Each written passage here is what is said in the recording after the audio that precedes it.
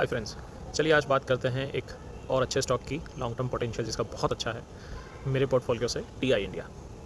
चलिए उसके weekly time frame, daily time frame, OI के हिसाब से फर्स्ट ऑफ ऑल टेक्निकल समझते हैं और उसके बाद हम उसका फंडामेंटल एनालिसिस समझेंगे।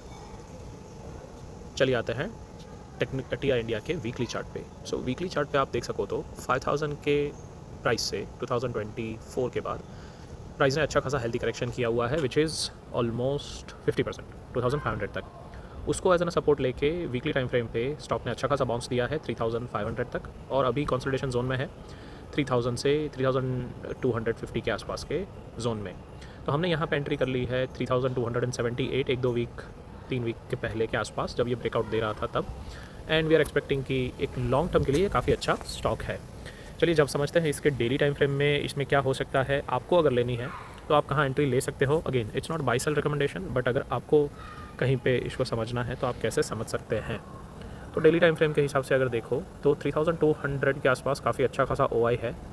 तो आई एम एक्सपेक्टिंग कि इस मंथ की एक्सपायरी तक और नेक्स्ट मंथ में भी इनिशियल डेज़ में ये स्टॉक इस प्राइस जोन में 3300 से 3100 के जोन में मूव कर सकता है, रेंज कर सकता है। और इस रेंज बाउंड में अगर आपको एंट्री करनी है तो आप कर सकते हो with a small stop loss of 3100 अगर आपको स्विंग में एंट्री करनी है तो। Again it's not recommendation, it's just for understanding the price action. अभी अगर लॉन्ग टर्म के हिसाब से देखें तो लॉन्ग टर्म के हिसाब से मुझे ये स्टॉक फंडामेंटली काफ़ी अच्छा लग रहा है even after 50% price correction, stock price correction. क्यों, चलिए ये समझते हैं।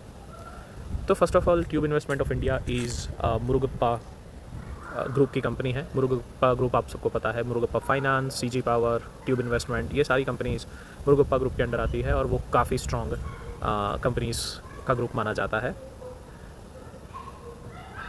First of all tube investment का मार्केट कैप 61,000 करोड़ है which is quite good.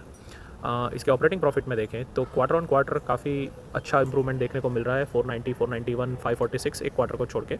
And overall net profit भी 299, 280, 300 which is flat, almost flat. तो इस हिसाब से मुझे कंपनी थोड़ी क्वार्टर ऑन क्वार्टर के बेसिस पे अच्छा ग्रो करती दिखाई दे रही है। बट अगर इसके ईयर ऑन ईयर प्रॉफिट देखें तो हमें समझ में आएगा कि क्यों इसने 50% का ऑलमोस्ट डिप दिखाया है। तो अच्छा खासा प्रॉफिट के बाद 2024 के बाद 1700 करोड़ के प्रॉफिट के बाद मार्च 2025 में इसका प्रॉफिट काफ़ी घट चुका है। ऑब्वियसली बड़े प्लेयर्स, प्रमोटर्स और सबको पता होता है। तो मार्च 24 के बाद ही ये स्टॉक ने अच्छा खासा डाउन मूव देना स्टार्ट कर दिया था और प्राइस 50% करेक्ट कर चुकी है।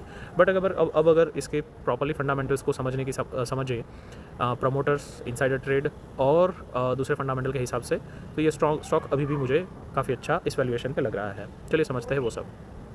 तो नेट कैश फ्लो भी पॉजिटिव है। इनसाइडर ट्रेडिंग में एक्सेप्ट मोतीलाल ओसवाल डीआई की बाइंग आई है 2900 के आसपास 10 लाख क्वांटिटी में, सो विच इज़ ह्यूज। तो अपार्ट फ्रॉम दिस 2025 में कोई इनसाइडर या बल्क डील नहीं है एक्सेप्ट ट्रेडिंग। तो ये मैं थोड़ा एक पॉजिटिव मूव मान सकता हूँ।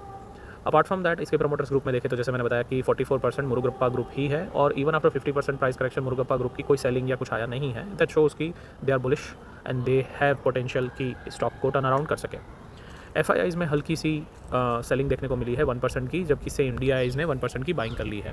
तो अगर देखें तो पब्लिक के पास स्टॉक कम होते जा रहा है पिछले क्वार्टर ऑन क्वार्टर से 12.40 से 12.35 और 12.29। So that is a healthy sign. हम एक्यूमुलेट कर सकते हैं अपनी कैपेसिटी के हिसाब से, रिस्क रिवॉर्ड रेशियो के हिसाब से। और समझते हैं कंपनी, जैसे कि मैंने बताया कि 61,000 करोड़ की मार्केट कैप है खुद की ट्यूब इन्वेस्टमेंट की। बट अगर आप इसकी देखो तो सीजी पावर, जिसमें ट्यूब इन्वेस्टमेंट ऑफ इंडिया की 56% प्रमोटर होल्डिंग है which is like more than half, तो आप समझ सकते हो कि टीआई इंडिया कितनी बड़ी कंपनी होगी। अब अगर इन्वेस्टमेंट के हिसाब से देखें तो कंपनी 61,000 की खुद की है और उसने जो कंपनी में इन्वेस्टमेंट किया है 50% का, वो कंपनी खुद 1,13,000 करोड़ की है।